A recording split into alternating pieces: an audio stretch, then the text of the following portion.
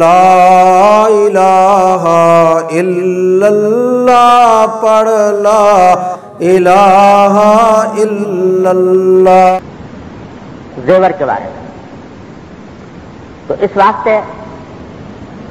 خواتین کے ہاں کے معاملے میں خاص طور پر اس بات کا لحاظ ہونا چاہیے کہ وہ اگر ان کے پاس زیور ہے بشرطے کہ ان کی ملکیت میں ہو۔ یہ بھی ہمارے معاشرے میں ایک عجیب فساد پھیلا ہوا ہے کہ ملکیتوں کا تعین ہی نہیں ہوتا، یہ ہے کس کا؟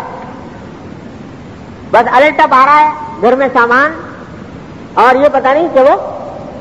ملکیت کس کی ہے۔ اس کے نتیجے میں بعد میں جب کبھی موقع آتا ہے تقسیم وغیرہ کا یا میراث تقسیم ہونے کا وقت آتا ہے تو جھگڑے کھڑے ہو جاتے ہیں۔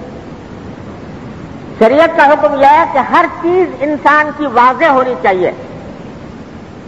کون سی چیز میری ملکیت میں ہے کون سی چیز نہیں ہے۔ اب مثلا اس کے بارے میں تھوڑی سی وضاحت یہ کر لوں کہ شادی بیاہ کے موقع پر جب شادی ہوتی ہے تو لڑکے والے بھی زیور چڑھاتے ہیں کچھ اور لڑکی والے بھی چڑھاتے ہیں۔ لڑکی والے جہیز میں زیور دیتے ہیں عام طور سے ہمارے معاشرے میں، اور لڑکے والے جو ہیں وہ بھی زیور بناتے ہیں آنے والی دلہن کے لیے۔ تو جہاں تک لڑکی والوں کے چڑھائے ہوئے زیور کا تعلق ہے وہ تو 100% ملکیت ہوتا ہے لڑکی کی، جو لڑکی والوں نے چڑھایا وہ لڑکی کی ملکیت ہے اور اس میں کوئی اور شبے کی بات نہیں۔ لیکن جو زیور لڑکے کی طرف سے چڑھایا جاتا ہے وہ دلہن کی ملکیت نہیں ہوتا، بلکہ وہ ایک طرح سے عاریتن دیا جاتا ہے۔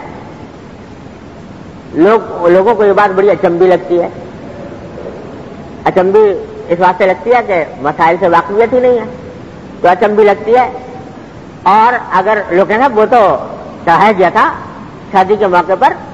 تو لڑکی کو دیا گیا تھا تو لڑکی ہو گئی مالک اس کی، لیکن اگر خدا نہ کرے طلاق ولاق ہونے لگے یا ان میں سے کسی ایک کا انتقال ہو جائے اس وقت دیکھو سارے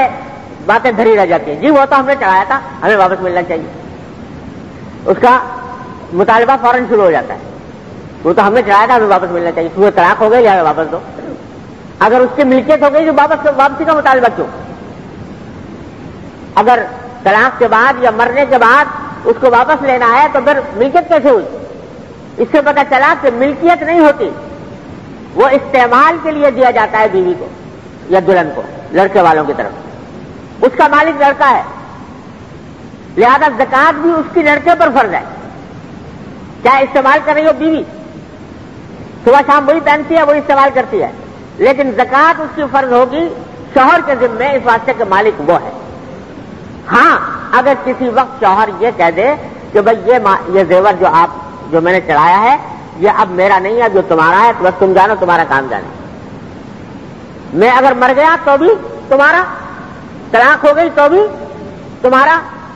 اور میری طرف میرا اب اس کے اوپر کوئی مطالبہ نہیں ہے، اور نہ آئندہ دل میں یہ خیال لائے کہ مجھے واپس لینا ہے، اس کو مالک بنا دے تو پھر بے شک وہ مالک بن جائے گا، اور پھر اس کی زکوٰۃ بھی اسی کے اوپر فرض ہوگی۔ لیکن اس کے بعد پھر یہ دماغ میں نہ رہے کہ خدا نہ کرے اگر طلاق ہو گئی، خدا نہ کرے موت ہو گئی تو پھر مطالبے کا حق نہیں رہے گا، وہ پھر اسی کا ہے، وہ جو چاہے کرے، وہ خود پہنے، فروخت کرے، پیسے حاصل کرے، جو چاہے کرے، وہ مالک ہے اس کا۔ یہ اس وقت ہوگا جب شوہر صراحتاً کہہ دے کہ یہ میری ملکیت سے نکل گیا، تمہاری ملکیت ہو گیا۔ اب اور یہی وجہ ہے کہ یہ بھی جائز ہے کہ شوہر وہ زیور جو ہے مہر کے اندر اس کی ملکیت کر، بس کرو مہر جو ہے 50,000 روپے تھا تو زیور بھی چڑھایا گیا، جب زیور چڑھایا گیا تو اس وقت میں کوئی صراحت کیونکہ نہیں تھی لہذا وہ ابھی تک لڑکے ہی کی ملکیت۔ اب اگر وہ یہ کہہ دے کہ جو زیور میں نے چڑھایا ہے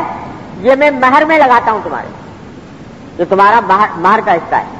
تو 50,000 روپے اگر مہر مقرر ہوا تھا 50,000 روپے کا زیور دے دیا، مہر پورا ادا ہو، اب وہ مالک بنا۔ اس صورت میں زکات بھی اس پر فرض ہے۔ ہر چیز میں معاملہ یہی ہے کہ جو شخص جس چیز کا مالک ہے اس کی زکات اس کے ذمہ پر ہے۔ ہاں دوسرا آدمی اگر اس کی طرف سے رضاکارانہ طور پر زکات دے دے، اس کی اجازت سے زکات ادا ہو جائے گی۔ بیوی کی طرف سے شوہر دے دے، اولاد کی طرف سے باپ دے دے تو زکات ادا ہو جائے گی، بشرطے کہ اجازت ہو، بغیر اجازت کے نہیں ہوگی، اس واسطے کہ یہ اس کا اپنا فریضہ ہے۔